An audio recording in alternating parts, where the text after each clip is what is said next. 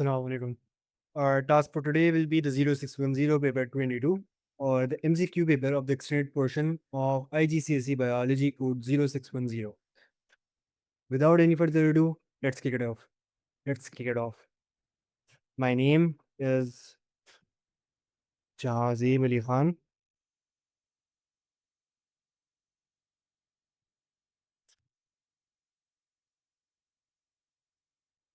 And I'll be your instructor for this course.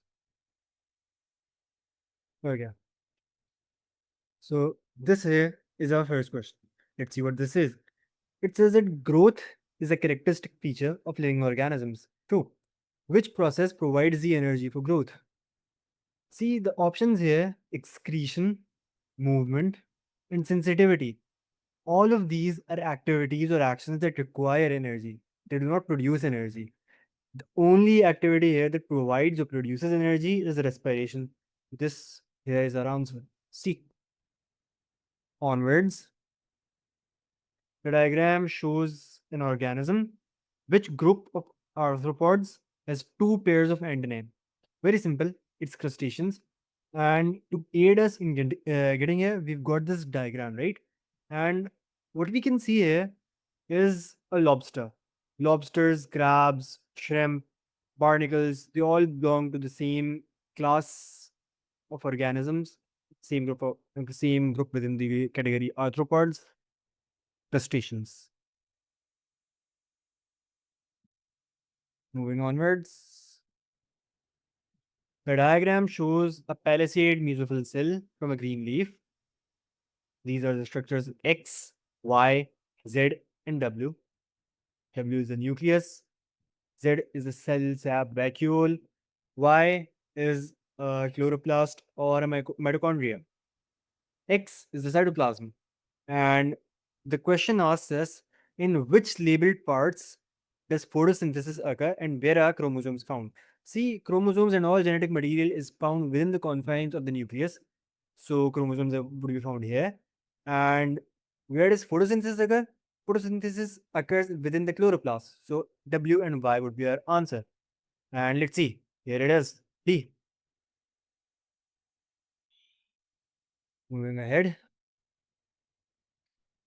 The diagrams show images of four organisms.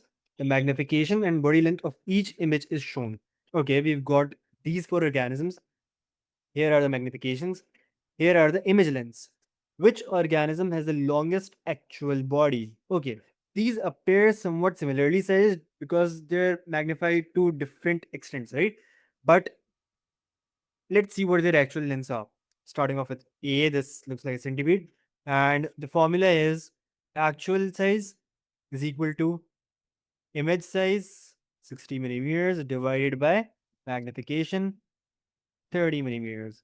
By the same formula, here we've got 100 divided by 200.5 millimeters. And let's see, this fly, it's not magnified at all. It's magnified by times 1. So its actual body length is 28 millimeters. And for here, we've got 75 divided by 1.5. This is equal to 50 millimeters. Out of all these, the longest actual body length belongs to this cockroach, which is 50 millimeters. The answer is D. Let's go ahead. A plant cell was immersed in a concentrated salt solution and became plasmolized. Okay. Which diagram shows the plasmolized cell? See, in plasmolysis, what happens is due to the outflow of water molecules, the cytoplasm it detaches from the cell membrane, right? And of all these images, I can only see this happening here in D. So this answer is very simple, straightforward. What is an example of active transport? Absorption of nitrate ions from the soil, evaporation of water from leaf mesophyll cells, movement of oxygen from alveolus to capillary, and movement of water from small intestine to blood. See, in all these processes, the molecules are moving from areas of higher concentration to areas of lower concentration. Whereas here, active transport is required. Why? Because there are protein channels in plant roots. Remember? This is why 6 is going to be A. Which biological molecule is shown in the diagram? See, here we can see a phosphate backbone, sugar phosphate backbone. Here we can see a nitrogenous bases, guanine and cytosine, adenine, thymine, thymine, adenine. So this can only be one molecule, a DNA molecule. Simple enough.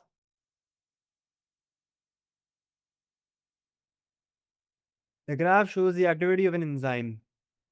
See, here we can see that this enzyme is most active somewhere around here. And the pH is under 7, which means these are acidic conditions, right?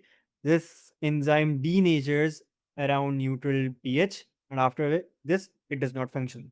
So, what does the graph show us about the activity of this enzyme? It is destroyed by high temperatures. We do not know. It probably does, but the graph does not show that. It talks about pH. It is most active in acidic conditions. True, we just observed this, right? Here, acidic conditions, low pH, correct. It is most active in alkaline conditions. This is the polar opposite of what we were just saying. This cannot be true. It is unaffected by pH. If it were truly unaffected by pH, we would not see this rise and fall, right? And you would see it functioning here, here, here, here, all the same. So it is affected by pH. Therefore, the only correct answer here is B. A student investigated the rate of photosynthesis in tomato plants. The graph shows the results. Rate of photosynthesis, okay. We're measuring the effect of light intensity, right? So as you can see here, up to this point, there have been no limiting factors other than light intensity. Why? Because if, let's say, carbon dioxide concentration, oxygen concentration, or temperature, if any of these were limiting factors and there was ample light intensity, we were increasing light intensity. If any of these had been limiting factors, we would have seen a plateau, right? But we didn't. We see a plateau here, which means that at this point, CO2 or O2 or temperature have become limiting factors. But up to this point, around point X, it's light intensity. Why? Because when we change light intensity, when we increase it, we can see an increase in the rate of photosynthesis. The correct answer here is B. This is a tricky question, and a lot of students struggle with this. Which row shows the uses of some carbohydrates in plants? Okay, we know that starch is the storage molecule and glucose is the energy currency of our cells, right? So, is glucose used in cell walls? No, that is cellulose. Is glucose used for energy storage? No, that is starch.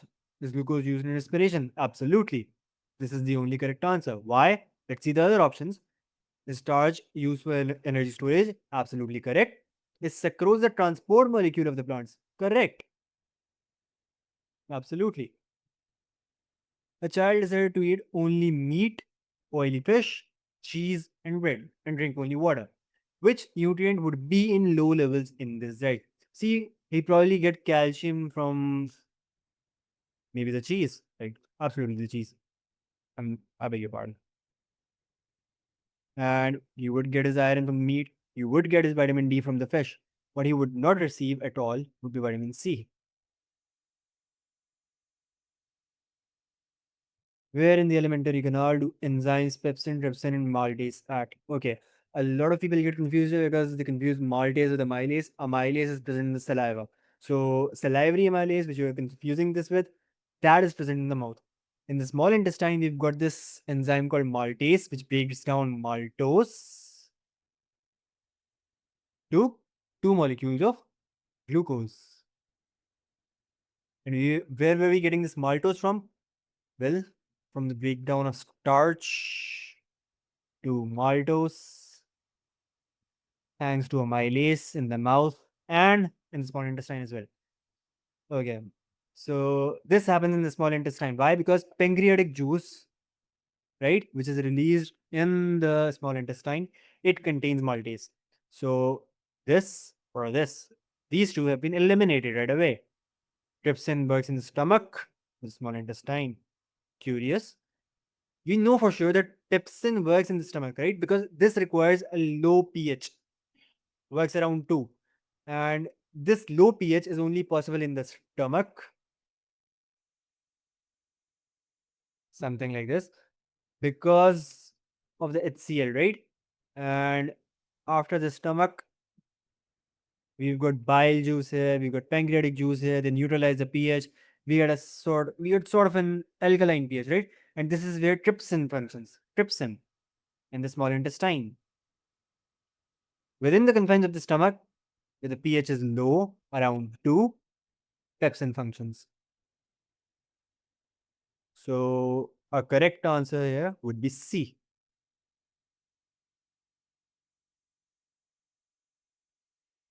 A decrease in which factor normally causes transpiration to increase? A decrease in which factor normally causes transpiration to increase? Okay, so if I were to increase light intensity, I would increase the rate of photosynthesis. If I were to increase the number of stoma, there would be more room for the water to move out. If I were to increase the temperature, enzymes would enzymes would function faster, right? They would perform more optimally, and a rate of photosynthesis would increase.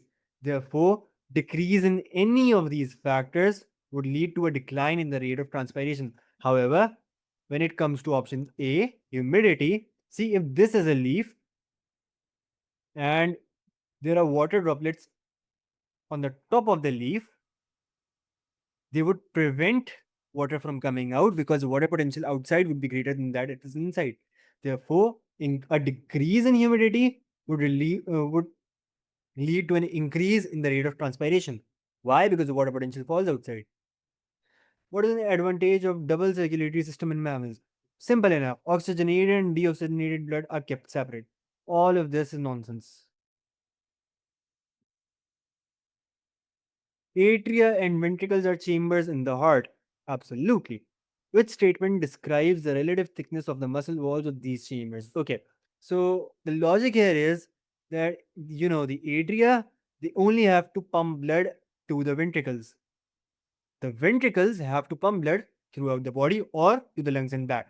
So the atrial walls will always be thinner than ventricular walls, and the wall of the left ventricle will always be thicker. Why? Because blood flows from the left ventricle to the throughout the body. However, the right ventricle, it only has to pump blood to the lungs and back, which is why it does not need as much muscle bulk as does the left ventricle. Left ventricle will always be thicker, and the ventricles overall will always be thicker than the atria. Like, see this? The walls of the atria are thicker? No, they aren't. The walls of the ventricle are thicker. Correct. The wall of the left ventricle is thicker than the wall of the right ventricle. We just discussed this. 2 and 3 are correct. See, it is. Which row shows how white blood cells help defend the body against pathogens? Okay. What do white blood cells do? Are they responsible for blood clotting? No, that's platelets. Do they cause phagocytosis? Absolutely. Do they produce antibodies? Correct. See, it is. This is very easy. The cholera bacterium produces a toxin that causes excretion of chloride ions into the small intestine. Okay, if chloride ions are present in the small intestine, what would happen is the concentration of chloride ions would increase. Consequently, the water potential would fall there. And the water that was supposed to be absorbed would now get sucked back inside the small intestine. So the water would move from the bloodstream into the small intestine, right? And yeah, water potential in the small intestine decreases. Correct. So the water moves into the small intestine. Okay, let's use a brains. What would this cause? This would cause diarrhea. And we're talking about cholera. Cholera, cholera leads to severe rice powder diarrhea, right? So this is our correct answer. This is incorrect because even though it says that the water potential decreases, water is moving out. That is not possible. This is incorrect because both of these options state that the water potential in the small intestine increases. That cannot be true. So all of these are incorrect. A is correct. Which cells protect the lungs from pathogens by secreting mucus? Simply goblet cells. These goblet-like cells produce mucus, lubricate the respiratory tract. Which row describes anaerobic respiration in humans? Okay, what happens is in humans, In the absence of oxygen, okay, so oxygen is not going to be needed, which eliminates these two options.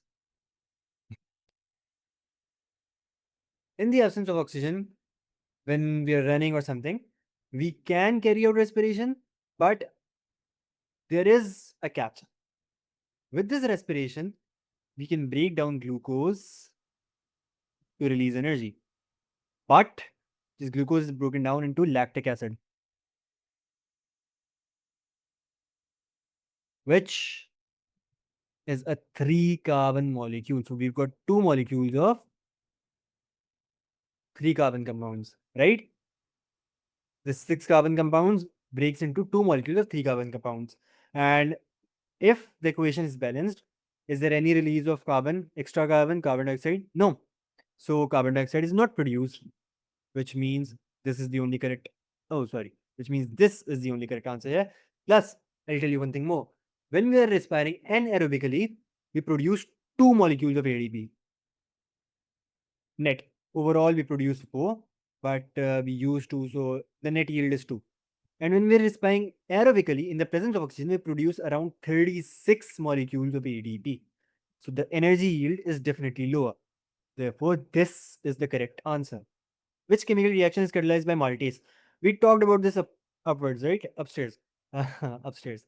So maltase breaks down maltose into two molecules of glucose. Where? In the small intestine. From where do we get this maltase? From the pancreatic juice.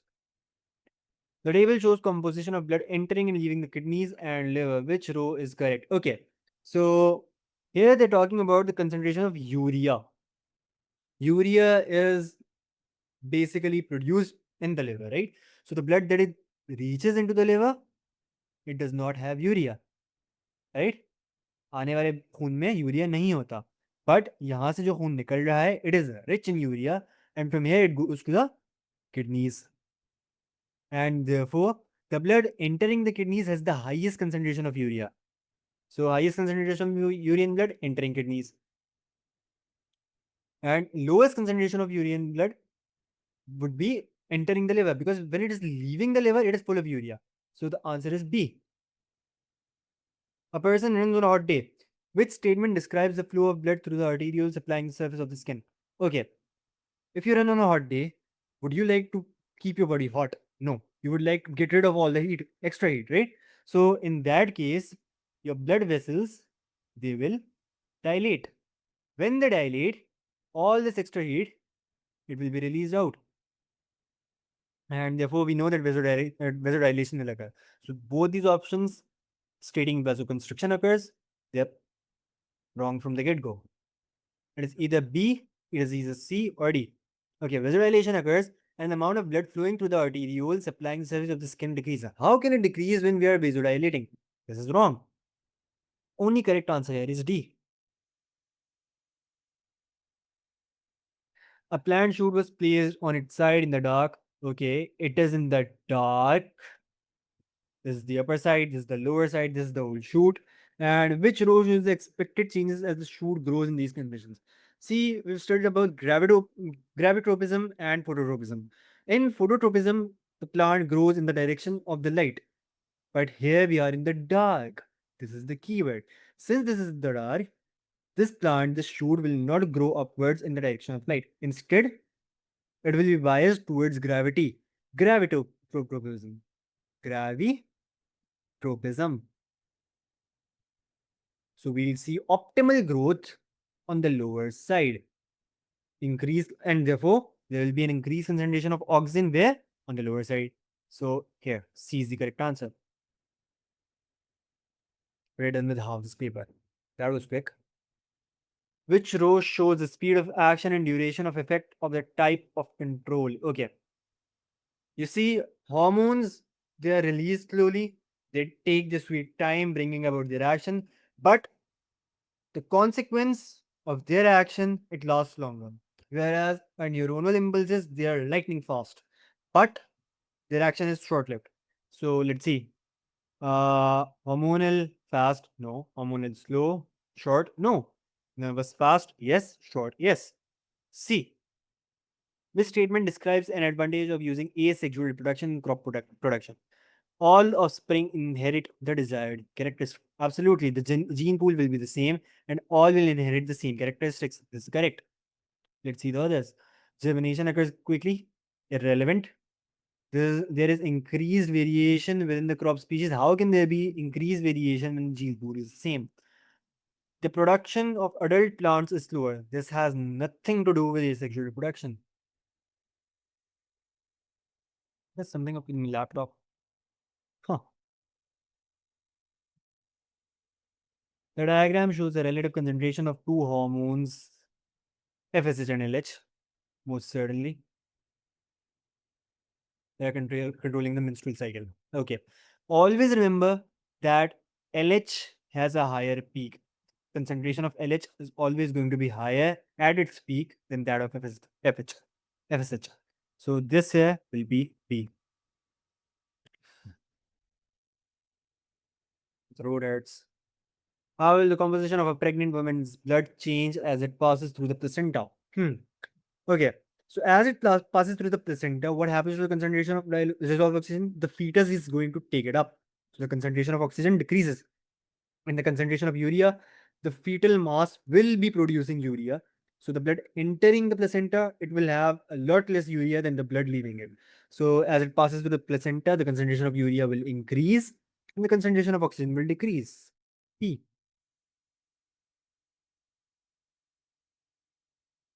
Okay, this is a chain of events. This is an amino acid. This is a polypeptide chain being formed. This is probably a tRNA molecule. And tRNA will always translate mRNA. So X is mRNA. And this must be the nucleus with the nuclear pores, pores in the nuclear membrane. And this is a DNA. This DNA is being unwound and it's being transcribed. And after transcription, we get a molecule of mRNA that can move out. DNA never moves out. It is always mRNA that moves out, right? So X cannot be a length of DNA. It is most certainly a length of mRNA. A sequence of amino acids is right here. This is not X. And a sequence of genes, well, this is a sequence of codons, not genes. Genes are in the chromosome. A cell divides by mitosis once every 3 hours and 24 minutes. Since they're talking in minutes here, we'll convert this to minutes.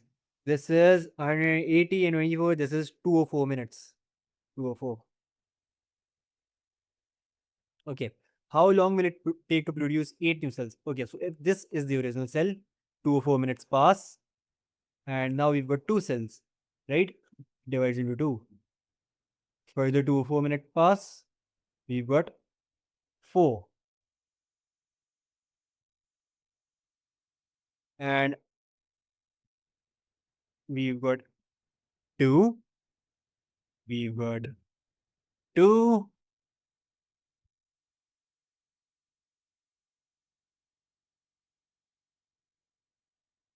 After the passage of further 204 minutes. So around after 612 minutes, we've got 8 cells. This is T. Do not get confused. This is very simple. This is a very scoring question. But people get confused because of the maths. The allele for short hair in cats is recessive. R. Right? Recessive traits are only expressed when they are homozygous. And the allele for long hair in cats is dominant. Okay, capital R. And it can be heterozygous dominant or homozygous dominant. The pedigree diagram shows inheritance of hair length in family of cats. Okay, so let's see what we already know. Female cats or male cats with short hair are going to be colored. So we can simply say they have the genetic uh, type of homozygous recessive. Right? All of these are homozygous recessive. If this pair of mates gives us offspring with a homozygous recessive trait, one allele must be coming from this parent and the other allele must be coming from this parent. So even though this parent is not showing this trait, the fact that its offspring is indicates that this is a heterozygous dominant. Okay. And we can see here as well that this pair of mates has 3 offspring and one of their offspring has a homozygous recessive trait. So this person, this cat, must also be heterozygous dominant. And similarly, we've got this pair of, okay, if these are the parents and we've got these two dominant types, see, they must be heterozygous dominant. Why? Because they cannot be homozygous dominant. One of their parents does not have the dominant allele. So both of these are heterozygous dominant. And these two give us an offspring with the homozygous recessive trait. So this must be heterozygous dominant as well. As for this, we don't know for sure. Since this cat does not have the recessive trait, we do not know if it is, well, it has to be heterozygous because one of its dominant alleles is from this parent and its recessive allele is from this parent. But we don't know about this one. So how many heterozygous for this hair length? 1, 2, 3, 4, 5, 6.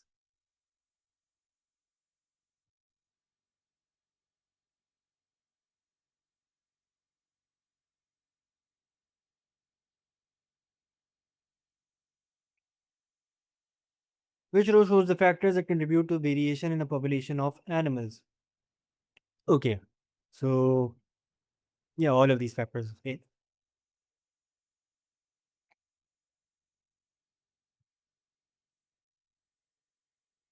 Different organisms have different adaptive features. For example, anthers of wild pollinated flowering plants have long filaments. What is true? Filament length is not affected by genes. Incorrect. It gives the plant an advantage. Absolutely. Longer filaments attract more insects. Not really, they may not. And it makes the plant more likely to reproduce. Correct, but uh, reproduction would probably happen anyway. It gives the plant an advantage. See, both of these options are technically correct.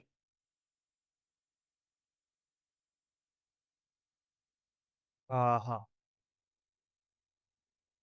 Both of these options are technically correct. But this, it encompasses a lot more, right? It covers a lot more. In the nitrogen cycle, bacteria convert ammonia to nitrate ions. This is nitrification. There's a pyramid of numbers shown. Carnivorous insects, herbivorous insects, producer. Okay. Pyramid of biomass. Okay. So can you imagine insects being being a lot more than the producer here, a tree, a giant tree? That is simply not possible, right? So a pyramid will probably have a huge bottom and it will get have a more, yeah. See, since we've got more herbivorous insects, their overall biomass will be greater, and carnivorous insects would not match that. This is the correct answer. A. Which factor could result in the death phase of a sigmoid population growth curve?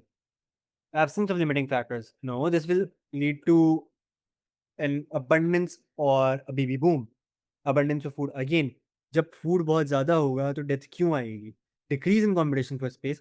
जब competition ही नहीं होगा तो death क्यों आएगी? तो only correct answer is increase in predators. Predators ज्यादा होंगे तो हमारे पास डेथ फेज आएगा. This is common sense. What is an effect of untreated sewage on aquatic ecosystems? Okay, decreased decomposition? No. Decreased nitrate ion concentration? No. This is actually due to increased nitrate ion concentration because nitrate ions are in high concentration in sewage water. Increased biodiversity. Well, a lot of algae will be produced and biodiversity would technically be increased. Increased growth of producers. Actually, no. See, thing is, sewage water, this is going to cause eutrophication. Eutrophication is going to lead into the death of marine life. So increase biodiversity, not at all. The correct answer is increased growth of producers. Why? Because algae are technically producers. Okay, this is interesting. Only 4 more to go. You got it quicker than I expected. The Amur leopard is one of the rarest cats in the world. From 2007 to 2023, the number of Amur leopards has increased from 27 to 115. What is the percentage change in the Amur leopards from 2007 to 2023? Okay, to calculate percentage change, you simply have to calculate percentage change delta and divide it by the original number, which is here 27. The delta here, the change here is 115 minus 27. So 115 minus 27. This is somewhere around 88. Yeah, absolutely, exactly 88. So our delta would be 88. And since this is a percentage, we'll have to multiply this by 100. And if you are going to calculate, you'll get the answer 326%. A simple way to estimate this is like multiply this by 3 and you'll get somewhere around, let's say, 54 and 61, 81. You get almost this number by multiplying this by times 3, right? You get my point. Correct answer is 396. Deforestation can have a negative impact on the environment. Which statement about negative impact of deforestation is correct? It decreases the levels of carbon dioxide, which can lead to reduced rates of photosynthesis. अगर deforestation बढ़ जाएगी तो carbon dioxide levels decrease कैसे होंगे? See, plants filter carbon dioxide. They use carbon dioxide. So if deforestation were to increase, the level of carbon dioxide would also increase. So this is incorrect. It decreases the amount of water flowing in the local rivers. Nothing to do with it. It leads to soil loss. See, what happens is, if this is soil, and I've got a tree here,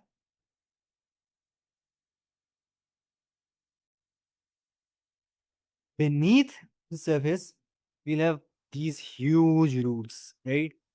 All trees have these huge roots, humongous root network. And this root network, it holds on, it grips the soil, it prevents the soil from leaving. So what it prevents is, it prevents soil erosion by means of wind or by means of water. There can be no soil erosion.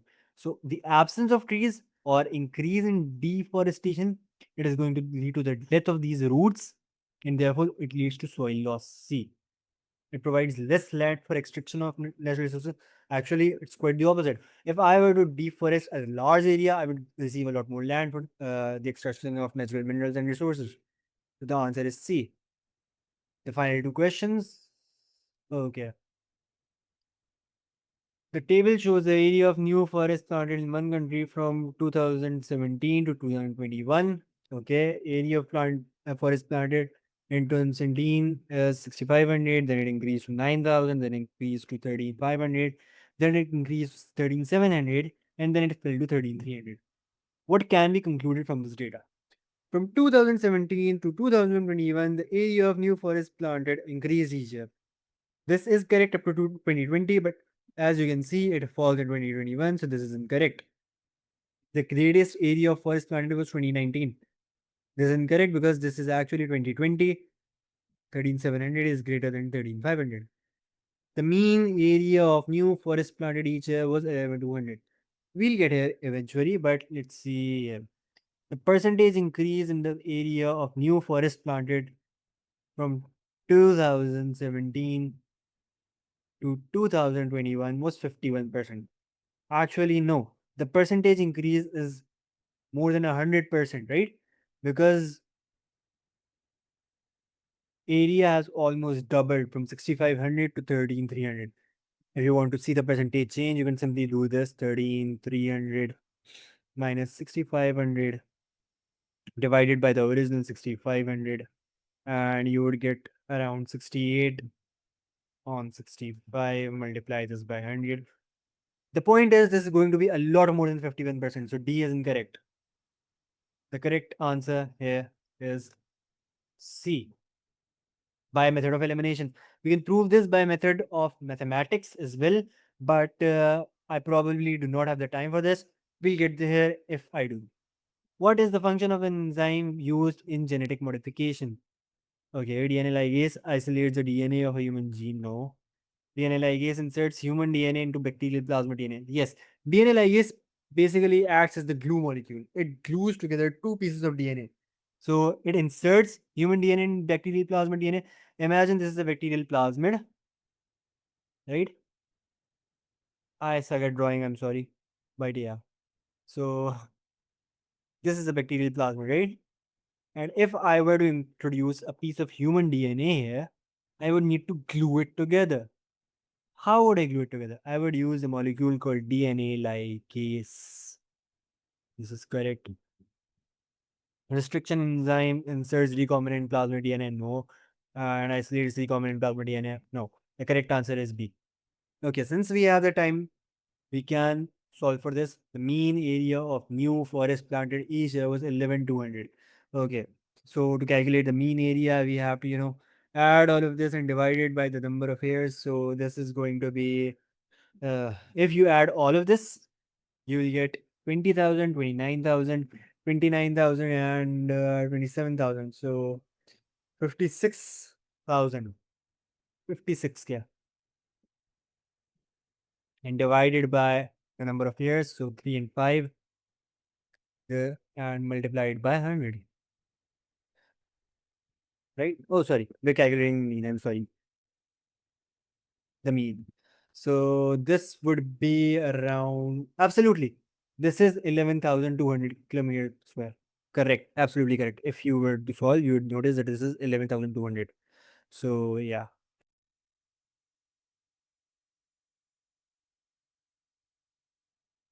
So this is it for today's session. Let me know if you've got any queries, and if you have any better approaches, I'm willing to listen. Please share your reviews. Best of luck for your exams. Allah Hafiz.